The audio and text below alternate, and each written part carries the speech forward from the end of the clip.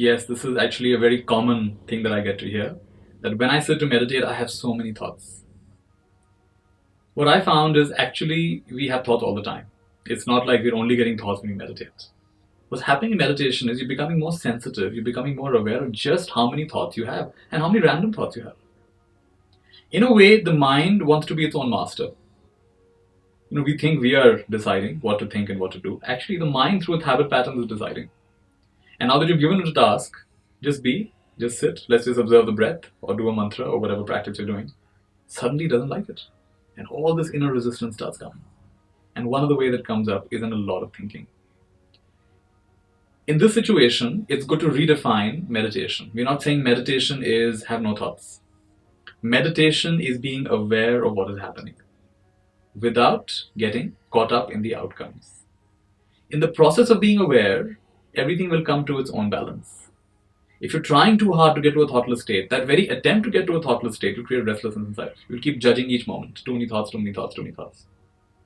Ego grows through controlling. Wisdom grows through observing. So if there are a lot of thoughts, there are a lot of thoughts. How wonderful. And we witness that. Thinking happening right now. Two kinds of thinking: auditory thinking, visual thinking. Just notice thinking is going on. And come back to whatever else you're doing. Let the thinking go into the background. Instead of getting preoccupied with the thinking, let the thinking just fade into the background. And you stay with whatever meditation object you've been given. And like this again and again and again. Whenever you catch yourself having a thought, instead of feeling disheartened that, oh my goodness, I think so much, get enthusiastic. I noticed my thought. I noticed my distraction. The moment of noticing is a moment of meditation. My teacher once said to me, how was your meditation? So I said, I've been meditating for an hour. I said, my mind kept wandering the whole time. And he smiled and said, that's a very good meditation. I said, how can you say that? My mind was wandering the whole time. He said, but did you bring it back? I said, yeah, I brought it back. I said, that's what it is. Normally your mind wanders, you don't bring it back. Now it wandered, you brought it back. It wandered, you brought it back again and again and again. You're building a certain muscle. What's the muscle? The muscle of attention. The muscle of mindfulness. It's the muscle of being present. The word for mindfulness in the ancient Pali language is sati.